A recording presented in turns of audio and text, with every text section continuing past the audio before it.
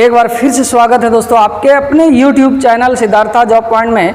आज का सेशन बहुत महत्वपूर्ण होने वाला है। जो प्रीवियस ईयर हम एक सीरीज चलाए हुए हैं जिसमें हम पिछले वीडियो में तीनों हिंदी पेडागोजी, फिर ईवीएस पेडागोजी, सीडीपी, ये तीनों का हम 21 जनवरी 2022 को पूछे गए सवालों का जवाब विश्लेषण किए थे।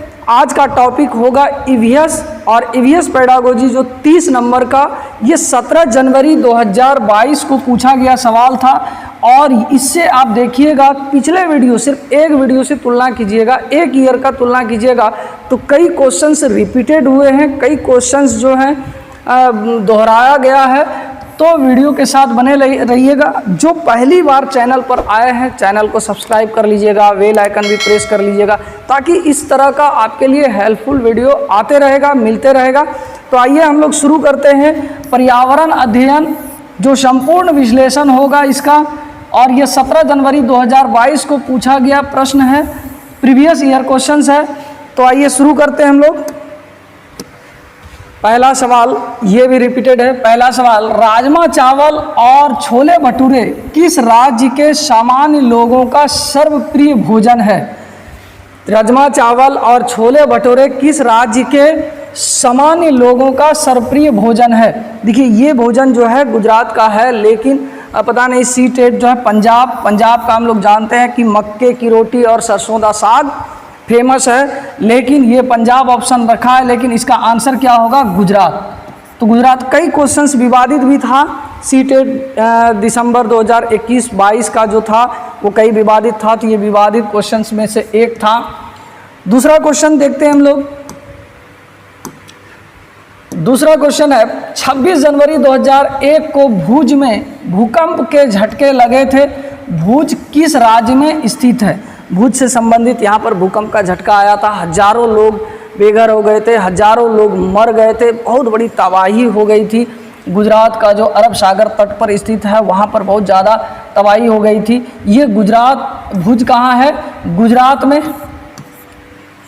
अगला सवाल है, नीचे दिए गए किस राज्य के गांवों में अधिकांश घर मजबूत बांस के खंभों पर धरती से लगभग 3-3.5 मीटर ऊंचे बने पाए जाते हैं? इन घरों की छतें, ढाल और दीवारें लकड़ी की बनी होती है। ये बहुत आसान क्वेश्चन है, जो पढ़े हैं पहले भी। इसका हम वीडियो आवास चैप्टर से है बनाए हुए हैं, आप डिस्क्रिप्शन लिंक में जाकर उस वीडियो को देख सकते हैं कि ईवीएस का हम एक सिस्टमैटिक वीडियो बनाए हुए हैं, पूरे टॉपिक का, पूरे सिलेबस का, सीडीपी का भी और हिंदी पेडागोजी का भी। तो आपको डिस्क्रिप्शन लिंक में दे देंगे, आप उन वीडियो को देख सकते हैं, वीडियोज़ को।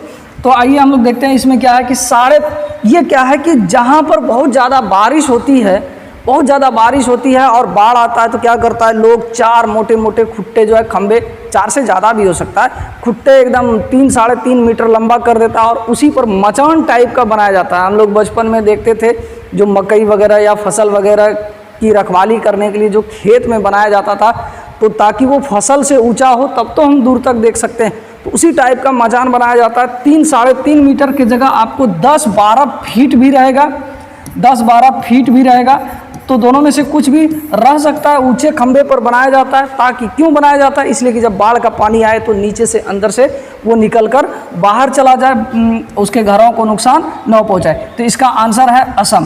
तो लेकिन ये एनसीईआरटी का आंसर है असम, इसीलिए सीटेट हमेशा आंसर असम रखता है। आप जब जाइएगा कि बिहार के बाढ़ पीड़ित इलाकों में जहाँ पर कि कोसी बहती है, गंगा बहती है, इन सभी क्षेत्रों में भी आपको अमूमन ये घर देखने को मिल जाएगा, लेकिन बिहार ऑप्शन में रहेगा तो आपको नहीं मारना है, असम ही मारना है। अगला सवाल है, नई दिल्ली रेलवे स्टेशन और कानपुर रेलवे स्टेशन के बीच की दूरी 432 किलोमीटर है। कोई ट्रेन 16 दिसंबर 2021 को 21:45 बजे कानपुर से प्रस्थान करके नई दिल्ली रेलवे स्टेशन पर 17 दिसंबर 2021 को 5:45 बजे पहुंचती। इस यात्रा में ट्रेन की औसत चाल, देखिएगा आपका कैसे ऑप्शंस गलत होगा, आप कैसे बनाकर आते हैं गलती। और ट्रेन से संबंधित 1-2 सवाल हर सीटेट में रहता है, आपको ट्रेन से संबंधित सवाल डिस्क्रिप्शन लिंक में दे देंगे। एक वीडियो बनाया है जो प्रीवियस ईयर का टोटल ट्रेन वाला हम वीडियो बनाए हैं, एकदम क्वेश्चंस छांट के, ताकि वो आपके लिए बेनिफिट पहुंचता रहे। देखिए इसका आंसर आप निकालिएगा, फिर आप गलत मारिएगा। कैसे मारिएगा? देखिए इसका एक ट्रिक है कि जिस दिन ट्रेन खुल रही है उसको लिख लीजिए। 16 दिसंबर को खुल रही है और पहुंच कब रही है? 17 दिसंबर को। 17 दिसंबर को पहुंच रही है। अब यहाँ पर गौर करना है कि 16 दिसंबर को वो खुल कब रही है? 16 दिसंबर को 21:45, यानी 16 दिसंबर एक दिन में 24 घंटा होता है। यहाँ खुल रही है ट्रेन 21:45 में, यानी 24 घंटा, जो एक दिन में 24 घंटा होता है और 21:45 को खुली ही, तो 16 दिसंबर को वो क्या घंटा चली, इसको हम माइनस कर देंगे। यानी 24 घंटे का दिन और 21:45 तक तो वो बैठे ही रहा है, चला तो 21:45, 22:45, 23:45, यानी 24 बजे तक। तो इसको हम घटा दिए, तो यहाँ एक घंटा कैरी ले लिए, 60, 15, और यहाँ पर हो गया 3, 3 में 1, 2, तो यानी 2 घंटे 15 मिनट 16 दिसंबर को चला। और 17 दिसंबर, यदि यहाँ पर 18 दिसंबर रहता तो 17 दिसंबर का क्या करते हैं हम, 24 घंटा जोड़ देते, तब 18 दिसंबर को कितना चली वो देख लेते। तो 17 दिसंबर को 5:45 में वो पहुँच गई, यानी 17 दिसंबर को ये क्या घंटा चली, 5:45 में पहुँच गई। तो 5:45 इसमें क्या कर देंगे, ऐड कर देंगे, तो ये हो गया क्या, 60, यानी इसको हम लोग 1 घंटा मान लेते हैं, ये 0 हो गया, 5 2 7 1 8 8 घंटे टोटल समय लगा। कितना समय लगा? 8 घंटा। और दूरी कितना दिया हुआ है? 432 किलोमीटर। हमको चाल निकालने का रहा है, चाल बराबर दूरी बटे समय, ये सब फार्मूला आप लोग जानते होंगे, दूरी बटे समय। तो दूरी हो गया कितना, 432 किलोमीटर बटे 8 घंटा, 8 पंचे 40, 8 चौक 32, ये 54 किलोमीटर पर सेकेंड बराबर आगे। आप देखिएगा 54 है, यहाँ फट से मार दीजिएगा, आपका आंसर गलत हो जाएगा। क्यों गलत होगा? आपका आंसर आया है 54 किलोमीटर प्रति घंटा में, और आपका ऑप्शंस क्या है, मीटर पर सेकेंड में है। यहीं पर मिस्टेक करते हैं और यहाँ पर देह हाथ भांजने लगते हैं कि हम सही मार के आए हैं, ये मेरा कैसे गलत हो गया। तो ऐसा नहीं है, क्या है कि आपको ऑप्शंस पर भी गौर करना होगा कि ये मीटर पर सेकेंड में है, तो पक्का ये आंसर अब नहीं होगा। तो 54 किलोमीटर पर घंटा, यानी किलोमीटर पर घंटा को हम लोग क्या करते हैं, 5/18 से गुना कर देते हैं। यानी 54 है तो 54 को हम लोग 5/18 से गुना कर देंगे, तो ये आ जाएगा क्या, मीटर पर सेकेंड। ऐसा क्यों हुआ? ऐसा क्यों हुआ, इसके लिए एक चीज़ बताएंगे कि 54 किलोमीटर है तो किलोमीटर को मीटर बदलेंगे तो 1000, नीचे 1 घंटा है तो 1 घंटा को 3600 से करेंगे। तो अब जब इसको कटाएंगे तो यहाँ 5 दूना 10, 18 दूना 36, तो 5/18 से हम डायरेक्ट गुना करके भी अपना समय बचा सकते हैं। तो अब मेरा आंसर क्या हो जाएगा, 15 मीटर पर सेकेंड। देखिए किस तरह सीटेड आपको उलझा के एकदम सबसे लास्ट में रखा है, 15 मीटर पर सेकेंड। कोई सोच भी नहीं सकता है जल्दी, जो कॉशस नहीं रहेगा, जो ध्यान से नहीं देखेगा कि अब मेरा ऑप्शंस किस में मांग रहा है। तो इसका आंसर हो गया ऑप्शन नंबर 4।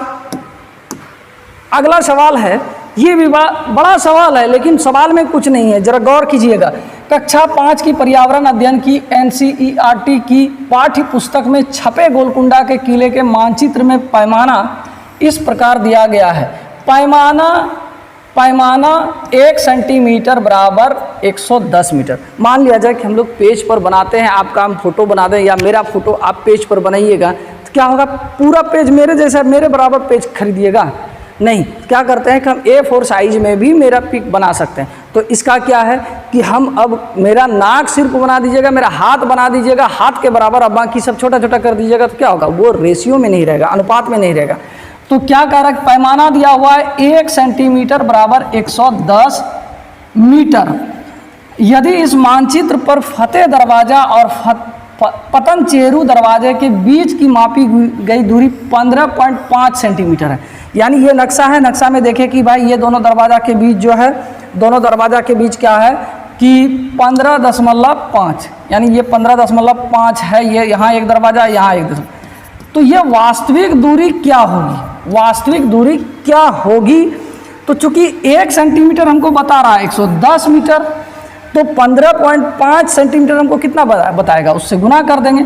यानी 15.5 गुना 110, 11 25 55, 11 25 55, 5 60, 6 11 6 17। आप गुना करते रहिएगा सिस्टमेटिक। जो मैथ में टैलेंटेड होंगे वो समझ गए होंगे कैसे इसको मल्टीप्लाई कीजिएगा। अभी तो इतना ही आएगा, पॉइंट यहाँ आ गया यहाँ। अब ये क्या आया, 1705 मीटर आया कि पेरू यानी पतन पेरू और फतेह दरवाजा के बीच की वास्तविक दूरी हम लोग चलेंगे तो कितना चलेंगे, 1705 मीटर। तो 1705 इसमें है, कहीं नहीं है। तो अब देखिए ये मीटर में है, यहाँ किलोमीटर में बता दिया है, किलोमीटर में सब ऑप्शन है। तो किलोमीटर में करने के लिए क्या करेंगे, 1000 से डिवाइड, और 3 जीरो है तो 1 2 3 यहाँ पर हो जाएगा, यानी 1.705 किलोमीटर मेरा आंसर हो जाएगा। तो देखिए किस में है, 1.705 किलोमीटर। तो इस तरह मेरा ऑप्शन हो गया 3। अगला सवाल है, मुक्तापुर पोचमपल्ली जिले का एक गांव है। इस जिले के ज़्यादातर परिवार बुनकर हैं और उनके द्वारा बुने गए कपड़ों को पोचमपल्ली कहते हैं। यह जिला किस राज्य का भाग है? ये भी प्रश्न आपका अक्सर गलती होता होगा, क्योंकि ये पोचमपल्ली जो ये मुक्तापुर गांव है पोचमपल्ली जिले का भाग है। ये पोचमपल्ली पहले आंध्र प्रदेश में था, और जो प्रीवियस ईयर बनाते हैं वो आंध्र प्रदेश आंसर उसका सही है। जब ये तेलंगाना अलग नहीं हुआ था तब तो आंध्र प्रदेश ही सही होगा। अब रांची पहले बिहार में थी, रांची पहले बिहार में थी, अब अलग हो गया तो झारखंड में होगी। उसी तरह ये पोचमपल्ली पहले आंध्र प्रदेश में था, लेकिन अब कहाँ है, तेलंगाना में। तो याद रखिएगा, ये आंसर बार बार ये प्रश्न आपका बार बार इसलिए पूछता है कि आप कन्फ्यूजन कीजिए और गलती कीजिए। तो इसका आंसर हो गया ऑप्शन नंबर 3, तेलंगाना। ये पोचमपल्ली से संबंधित एक जानकारी बता देते हैं, क्योंकि पहले जब अंग्रेज के काल में ये बुनकर लोग, जिस तरह बनारसी साड़ी फेमस होता है ना, उसी तरह दक्षिण भारत का ये पोचमपल्ली साड़ी फेमस होता है। तो चूंकि पोचमपल्ली साड़ी वहाँ उस क्षेत्र में बहुत ज़्यादा फेमस हो गया था, बहुत अच्छे अच्छे डिजाइन का बनाता था, दूर दराज के लोग जानने लगे। तो इसी पोचमपल्ली साड़ी के नाम पर जो है तेलंगाना का एक जिला का नाम पड़ गया पोचमपल्ली। तो यहाँ के लोग अक्सर बुनकर हैं। तो इसका आंसर हो गया ऑप्शन नंबर 3। अगला प्रश्न है, नीचे दिए गए किस एक शहर में केवल एक प्रकार का खजूर के ही वृक्ष दिखाई देते हैं? एक प्रकार यानी खजूर जैसा, यानी आप अबू धाबी जाइएगा, चूंकि ये डेजर्ट है, ये डेजर्ट है, सहारा मरुस्थल ये मरुस्थल है वहाँ पर। तो मरुस्थल होने के वजह से अबू धाबी में आपको दूसरा वनस्पति बहुत कम या नाम मात्र का मिलेगा, लेकिन खजूर जैसा। और जो खजूर हम लोग खाते हैं, डेट नहीं, वो सब जो आता है बाहर से पैक्ड वाला, ये अबू धाबी से ही आता है अधिकतर। अगला क्वेश्चन है, भोपाल गांधीनगर के ठीक पूरब में है तथा बेंगलुरु भोपाल के ठीक दक्षिण में है। क्या कह रहा है, गांधीनगर के ठीक पूरब में। गांधीनगर आप देख रहे हैं यहाँ है, इसके ठीक पूरब में कहाँ है, भोपाल। तो चूंकि हम नक्शा में आपको पिछले वीडियो में बताए थे कि हम नक्शे के सामने खड़े हो जाएंगे, हमारे दाएं तरफ पूरब, बाएं तरफ पश्चिम, और नीचे दक्षिण, और ऊपर उत्तर। तो ये डायरेक्शन में ही चलना है। आप एग्जाम हॉल में कहीं भी बैठे हैं, आप अपना घर कहीं भी बैठे हैं, तो हम ये नहीं कि उत्तर दक्षिण खोज के घुमाते फिरें किताब कॉपी नक्शा को। इसलिए क्योंकि हम लोग कई जगह जाते हैं तो डायरेक्शन चेंज हो जाता है। हम लोग को लगता है कि अपने गांव में पूरब इधर है, और फिर जब जाते हैं तो पश्चिम इधर हो जाता है। तो इस तरह क्या होता है, कन्फ्यूजन होता है। तो एक सिस्टम ये है कि ऊपर उत्तर, नीचे दक्षिण, दाएं पूरब, बाएं पश्चिम। तो अब कह रहे गांधीनगर के ठीक दक्षिण में, ये दक्षिण में है, और भोपाल के ठीक, अब क्या कह रहा है कि बेंगलुरु भोपाल के ठीक दक्षिण में। बेंगलुरु कहाँ पर है, देख सकते हैं कि ये बेंगलुरु, बेंगलुरु ठीक दक्षिण में, सही बात है। तो दक्षिण में बेंगलुरु के सापेक्ष, ठीक दक्षिण में बेंगलुरु के सापेक्ष गांधीनगर की दिशा। हम पिछले वीडियो में बताए थे, जिसके सापेक्ष कह दे वहाँ पर हम खड़े हो जाएंगे। किसके सापेक्ष कह रहा है, बेंगलुरु के सापेक्ष। तो बेंगलुरु हम यहाँ खड़े रह जाएंगे और यहाँ से देखेंगे कि गांधीनगर की दिशा क्या है। तो गांधीनगर की दिशा ये है, इधर जा रहे हैं, तो यानी ये क्या हो गया, आप ऊपर जा रहे हैं, उत्तर जा रहे हैं, और आप बाएं भी जा रहे हैं, पश्चिम जा रहे हैं। यानी इसका आंसर क्या हो जाएगा, उत्तर पश्चिम, उत्तर पश्चिम।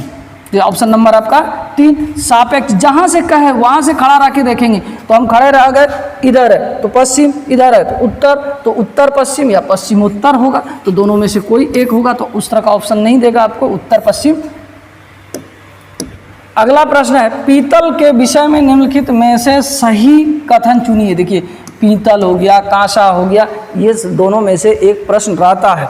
तो पीतल यानी ब्रास के विषय में निम्नलिखित में से सही कथन चुनिए। यह एक तत्व है, तत्व नहीं है, ये क्या है, एक मिश्र धातु है, मिला के बनाया गया चीज़ है। यह एक यौगिक है। यौगिक दो तत्व जब मिलता है समांगी मिश्रण में एक जैसा तो उसको कहते हैं हम लोग यौगिक। यह कॉपर और जस्ता का मिश्र धातु है। यह कॉपर और जस्ता, याद रखिएगा कि कॉपर और जस्ता या तो है ही, कॉपर और जस्ता का मिश्र धातु है। और आपको क्वेश्चंस पूछेगा कि ये आपका कांसा किसका है, तो चूंकि ये पीतल है तो कांसा किसका है, कॉपर और टीन का।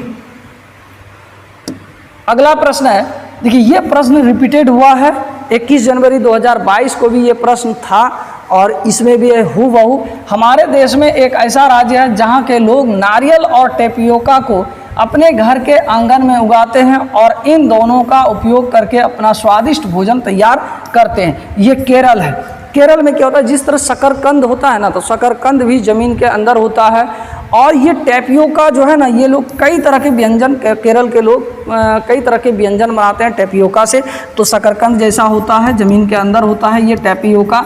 तो टेपियोका जहाँ आ गया समझ लीजिए क्या है, केरल। नारियल तो हालांकि जहाँ भी है, तमिलनाडु में भी है, तेलंगाना में भी मिलता है, कर्नाटक में भी मिलता है। तो ये जो समुद्री तट पर होता है ज़्यादातर नारियल मिलता है। तो इसका आंसर हो गया ऑप्शन नंबर 2।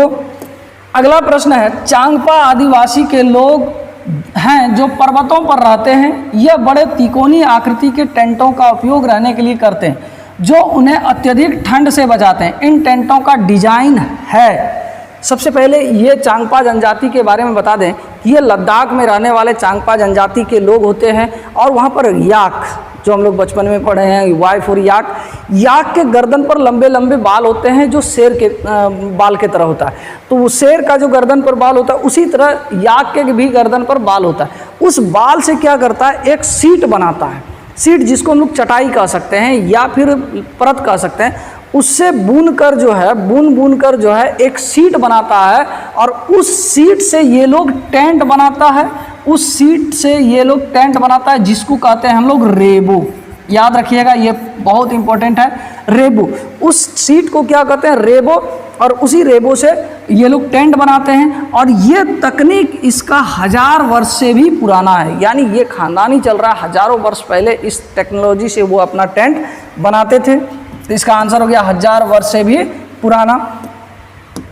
अगला प्रश्न है, हमारे देश में राज्यों की संख्या है। हमारे देश में राज्यों की संख्या है।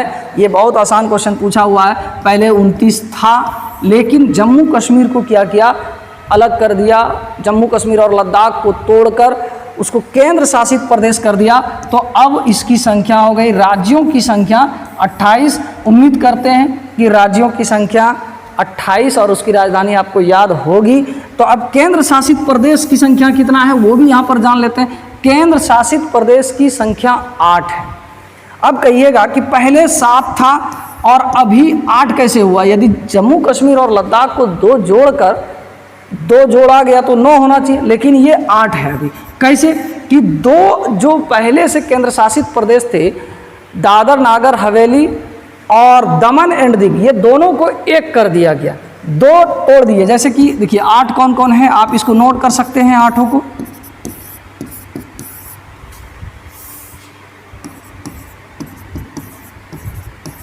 देखिए सबसे पहले जम्मू कश्मीर था तो जम्मू कश्मीर को तोड़ दिया और एक लद्दाख हो गया, लद्दाख, ये 2 हो गया आपका।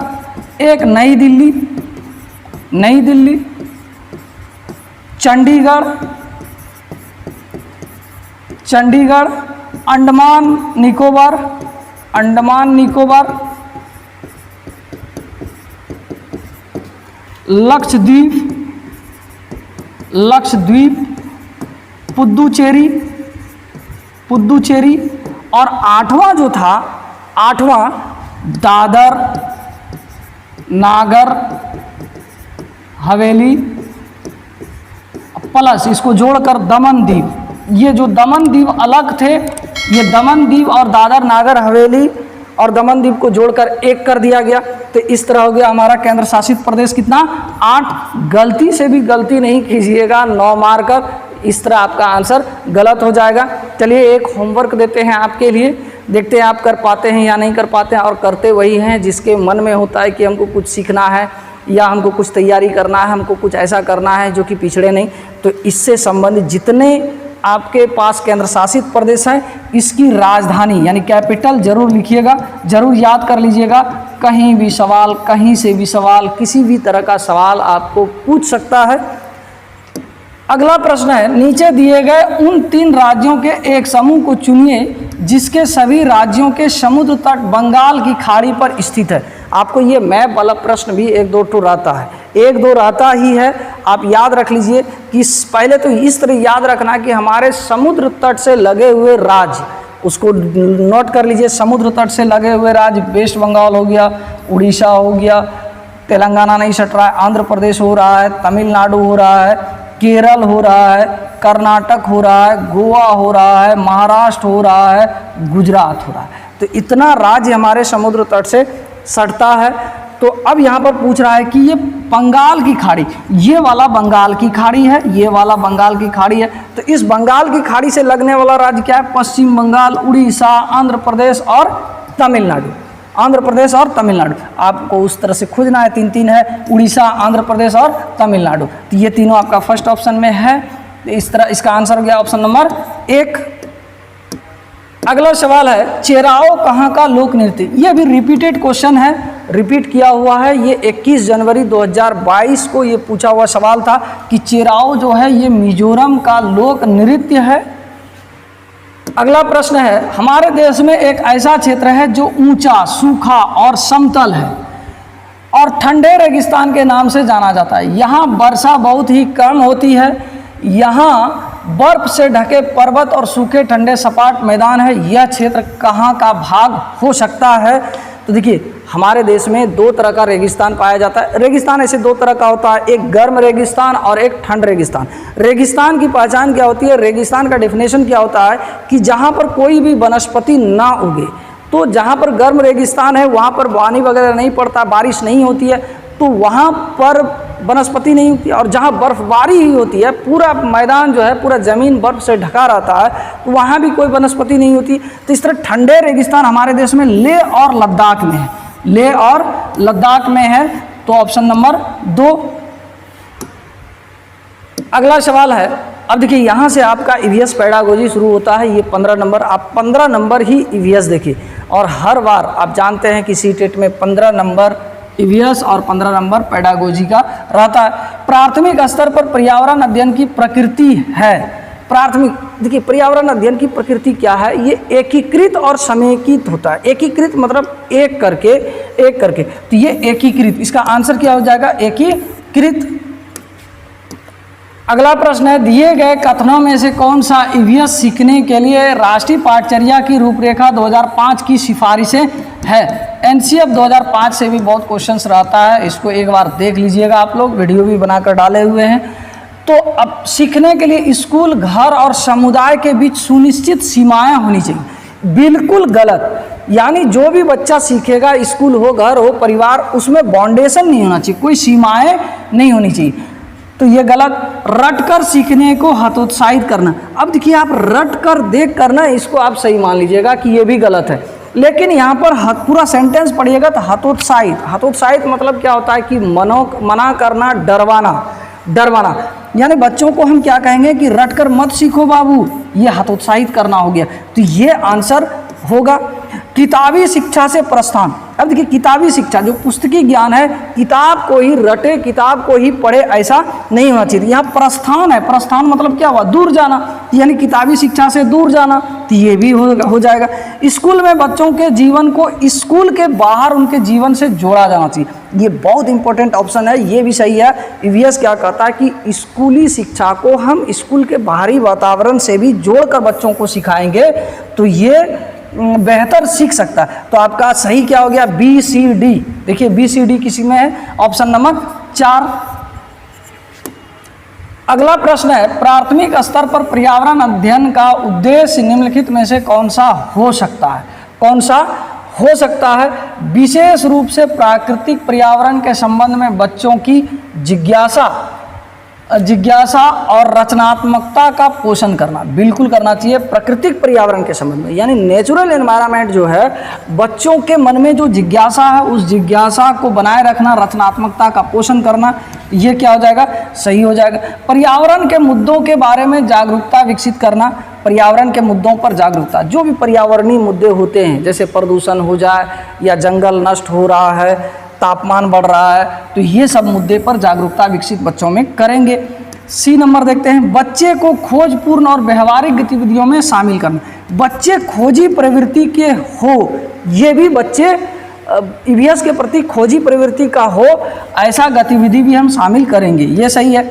बच्चों को ज्ञान के एक निश्चित निकाय के प्राप्तिकर्ता के रूप में देखना। यानी कह रहा है क्या, बच्चों को ज्ञान के एक निश्चित निकाय नहीं, सर्टेन बॉडी, ये निश्चित निकाय नहीं होगा। तो इसका आंसर क्या हो गया सही, ए बी सी किस में है, ऑप्शन नंबर 2 में। अगला प्रश्न है, प्राथमिक स्तर पर पर्यावरण अध्ययन की शिक्षा शास्त्र के संबंध में निम्नलिखित में से कौन सा कथन सत्य है। यह बाल केंद्रित है, बिल्कुल बाल केंद्रित है। आपको बता दें कि ईवीएस पेडागोजी का हम वीडियो बनाए हुए हैं 4-5, आप उस 4-5 प्रश्न को जब देखिए, 4-5 वीडियो को जब देखिएगा तो वो आपको लगेगा क्या, जब अच्छे से समझ जाइएगा ना, तो ये सब सवाल आपके लिए कुछ नहीं है, ईवीएस से ज़्यादा आसान लगेगा, क्योंकि उसमें आपको याद रखना होगा, इसमें आपको अंडरस्टैंडिंग बनाना होगा। और अंडरस्टैंडिंग ईवीएस पेडागोजी में तब बनेगा जब आप उसके कॉन्सेप्ट को समझते हैं, जब आप वो ईवीएस वाला वीडियो देखते हैं।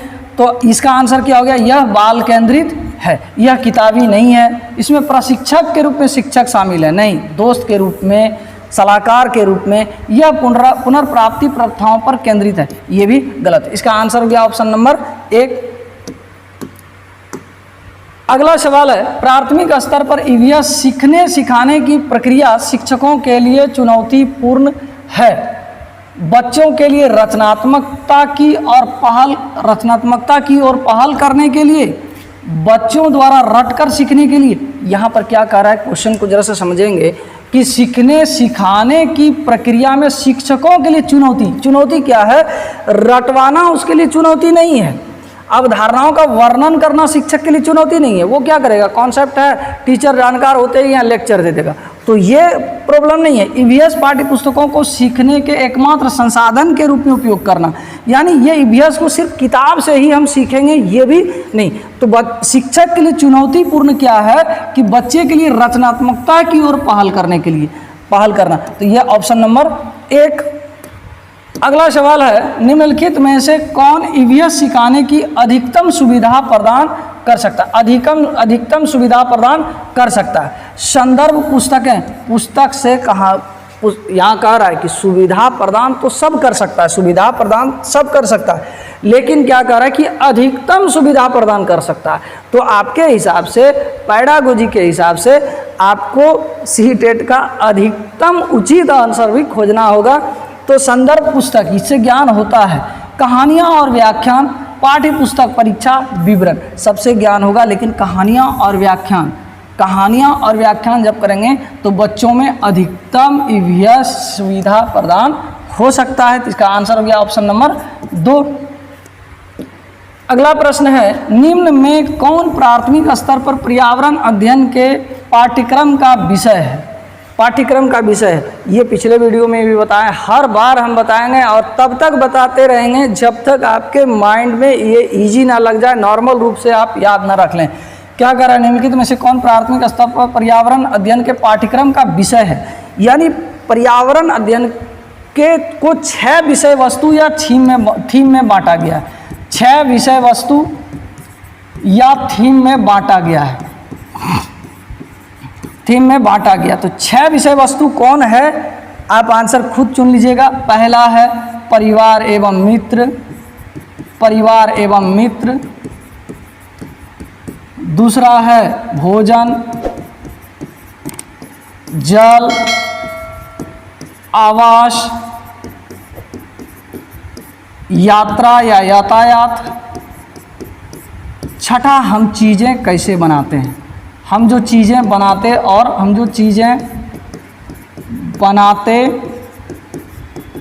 और करते हैं। तो उसी के संबंध में तो पीतल और कांसा पूछ रहा है, करते हैं। ये 6 विषय वस्तु है, ये 6 को याद रख लीजिएगा। बाकी जो बचा वो उपथीम कहलाएगा, वो थीम नहीं कहलाएगा। तो अब देखिए कि 6 विषय वस्तु में से कौन है, पर्यावरण और दोस्त है। परिवहन के साधन, देखिए यहाँ पर यात्रा है, आपका यात्रा यहाँ पर यात्रा है, लेकिन परिवहन के यहाँ साधन कह रहा है, साधन की बात नहीं कर रहा है, यहाँ साधन नहीं है, ये उपथीम में चला जाएगा। जल संरक्षण, जल है लेकिन सिर्फ हम जल को संरक्षित करें, कंजर्वेशन करें, तो सिर्फ ये बात जल संरक्षण नहीं कर रहा है, हमारा स्वभाव, ये तो बिल्कुल नहीं। इसका आंसर हो गया ऑप्शन नंबर 1। अगला प्रश्न है, ईवीएस सीखने में क्रियाकलापों को करके सीखने का अनुभव प्रदान करने के लिए आयोजित किया जाता है। करके सीखना, जिसको क्रियाशीलता का सिद्धांत कहते हैं, करके सीखने का अनुभव प्रदान करने के लिए आयोजित किया जाता है। साइकोमोटर कौशल विकसित करने के लिए, जोड़ तोड़ कौशल विकसित करने के लिए, करके सीखने के लिए, याद रखने की क्षमता विकसित करने के लिए। तो कौन कौन इसमें सही है? साइकोमोटर, यानी जो मनोगतिक होता है, मनोगतिक होता है उसको कहा जाता है साइकोमीटर। तो ये आपका होगा। जोड़ तोड़ कौशल विकसित करने के लिए, यानी जैसे तैसे भी हो वो कौशल को प्राप्त करे, स्किल को प्राप्त करे, ये भी क्या है? सही है। करके सीखने के लिए, ये तो क्रियाशीलता का सिद्धांत ये कहता ही है, करके सीखने के लिए। याद रखने की क्षमता विकसित, ये याद रखने की क्षमता विकसित करने के लिए करके नहीं सीखते हम लोग। तो इसका ये हो गया A, B, C सही। तो ऑप्शन नंबर 1 A, B और C। अगला सवाल है, बच्चों को ईवीएस की सार्थक सीख दी जा सकती है यदि, बच्चों में यदि ईवीएस की हम सार्थक सीख देंगे तो क्या क्या करके हम सार्थक सीख दे सकते हैं? गतिविधियां आयोजित की जाती है, गतिविधियों के बाद चर्चा आयोजित की जाती है, शिक्षक द्वारा बच्चों के स्थानिक संदर्भों के अनुसार गतिविधियां संचालित की जाती है, बच्चों द्वारा डिजाइन किए गए समूह कार्य को शिक्षक द्वारा बढ़ावा दिया जाता है। देखिए यहाँ पर कह रहा है कि बेहतर सार्थक सीख दे सकते हैं। तो जब हम गतिविधि करेंगे तो गतिविधि क्या करेंगे, गतिविधि के बाद चर्चा भी करेंगे, ये एक सीक्वेंस में है तीनों, यानी गतिविधि करेंगे उसके बाद चर्चा करेंगे और उसी गतिविधि से संबंधित क्या करेंगे, एक स्थानिक संदर्भ, किस स्थान का, कोई स्थान कहाँ है, किस तरह से है, उस पर चर्चा करेंगे। तो ये आपका बेहतर सीख हो सकता है। Option number A, B, C। अगला प्रश्न है, पौधे विषय के मुद्दे बच्चों के लिए सार्थक हो सकते हैं यदि बच्चों को थीम आधारित वर्कशीट दी जाए। थीम आधारित वर्कशीट देने से बच्चों में सार्थक सीख हो सकती है। यहाँ पर आपका देखते हैं सार्थक हो सकता है। तो बच्चों को थीम आधारित वर्कशीट दी जा सकती है। क्षेत्र भ्रमण मुद्दों के इर्द गिर्द आयोजित किए जाते हैं, यानी जब हम क्षेत्र भ्रमण करने ले जाएंगे तो वहाँ विविध प्रकार के पर्यावरण और प्रकृति को देख देख कर वो बच्चा क्या करेगा, सीखेगा, सार्थक रूप से वो सीख सकता है पौधों के बारे में। शिक्षकों द्वारा प्रदर्शन किए जाने से, ये भी नहीं। आमंत्रित व्याख्यानों के बाद सामूहिक कार्य का आयोजन किया जाता है। तो इसका सटीक आंसर क्या है? Option number 2। अगला सवाल है, ईवीएस पाठ्य पुस्तक के अलावा निम्नलिखित में कौन ईवीएस सीखने के लिए अधिकतम उपयोगी संसाधन हो सकता है? उपयोग अधिकतम कह रहा है आपके पास। समाचार पत्र से ईवीएस सीख सकता है कि कहाँ क्या है, जंगल कैसे नष्ट हो रहा है, प्रदूषण कैसे हो रहा है, अगर वगैरह। सर्वेक्षण रिपोर्ट भी देख सकता है। ट्विटर, ये तो आजकल का है ट्विटर। समुदाय के सदस्य, यानी जो ग्रुपिंग हैं, जो लोग हैं, समाज हैं, उसके सदस्य के रूप में सदस्य से भी जान सकते हैं। तो बेहतर क्या होगा, A, B और D। ट्विटर को छोड़ दीजिए, अभी ट्विटर हम लोग का खिलौना है, नहीं, समय कटवा है। तो A, B, D कहाँ है? Option number 1। अगला प्रश्न है, भोजन थीम से संबंधित जो 6 थीम आपको बताए, वो थीम में से देखिए पौधे भी है। अब भोजन थीम से संबंधित सामाजिक सांस्कृतिक मुद्दों को प्रभावी ढंग से सीखा जा सकता है समुदाय के सदस्यों के माध्यम से, यदि सर्वेक्षण किया जाता है, भ्रमण के माध्यम से, यदि नारे बच्चों द्वारा तैयार किया जाता है, ये नारा नहीं होगा, बाकी क्या होगा, समुदाय के सदस्य के माध्यम से भी हम भोजन के टॉपिक को समझ सकते हैं कि किस किस समुदाय का कल्चर है, किस प्रकार का भोजन करना है। यदि सर्वेक्षण किया जाता है तो उससे भी हम जान सकते हैं। भ्रमण के माध्यम से जब भ्रमण करने जाएंगे तो मान लिया जाए कि बिहार में है मेरा कोई रिलेटिव, हम भ्रमण करने गए तो वहाँ पर लिट्टी चोखा देखेंगे देगा नहीं। यदि हम राजस्थान जाते हैं, यदि हम पंजाब जाते हैं, वहाँ मक्के की रोटी और साग दिया जाता है सरसों का, तो इस तरह भी कर सकते हैं। तो ये ऑप्शन नंबर यानी सही हो गया A B C option number 1। अगला प्रश्न है, ईवीएस सीखने के लिए समूह कार्यों को बढ़ावा दिया जाता है, सबसे उपयुक्त कारण है। यानी समूह कार्य, ग्रुपिंग वर्क के लिए आपका सबसे जो है उपयुक्त कारण क्या हो सकता है। देखिए, वे सहपाठी अधिगम को बढ़ावा देते हैं। सहपाठी जो क्लासमेट होते हैं वो सीखने सिखाने में क्या होता है कि ये ज्ञान का सृजन करते हैं मिलकर बच्चे। मान लिया जाए कि कोई हम समूह कार्य देते हैं तो एक बच्चा जान रहा है, दूसरा बच्चा नहीं जान रहा है, तीसरा बच्चा भी जान रहा है, चौथा बच्चा कुछ नया चीज़ जान रहा है उसके बारे में। जब ये डिस्कस करेगा तो सबके पास एक नया ज्ञान जाएगा, तो अधिगम को बढ़ावा देता है। वे बच्चों के बीच सामाजिक संपर्क में सुधार करते हैं। सामाजिक संपर्क, जब ये 10 लोगों के बीच, 5 लोगों के बीच में ग्रुप में जब काम करेगा तो कब क्या बोलना है, कैसे बोलना है, किसके साथ व्यवहार कैसा करना है, ये सामाजिक संपर्क में भी सुधार करता है। बच्चों के बीच सहयोग को बढ़ावा देता है। सहयोग तो होगा ही, जब एक दूसरे से मिलकर कोई काम करेगा ग्रुपिंग में, समूह कार्य, तो बढ़ावा होगा। वे ईवीएस सीखने के लिए एकमात्र प्रभावी रणनीति, समूह कार्य ही प्रभावी रणनीति, ऐसा नहीं होगा। तो बेहतर आंसर हो गया ए बी सी, सही विकल्प का चुनाव कीजिए। तो ए बी सी क्या हो गया, ऑप्शन नंबर 1। अगला प्रश्न है, आकलन में स्व आकलन है। आकलन में स्व आकलन, देखिए ये आकलन वाला जो है ये कई प्रकार का आकलन होता है, हम इसका एक वीडियो स्पेशल बनाकर डाल देंगे। तो स्व आकलन यानी अपने आप को आकलन करना क्या है कि बच्चे ये देखेगा कि सीखने के लिए आकलन, सीखने का आकलन, सीखने के रूप में आकलन क्या होगा, सीखने के रूप में आकलन, कि हम कितना सीख पाए, हम कितना समझ पाए, तो सीखने के रूप में आकलन को कहते हैं स्व आकलन। अगला प्रश्न है, शिक्षक की डायरी में दर्ज जानकारी का उपयोग शिक्षक द्वारा किया जाता है।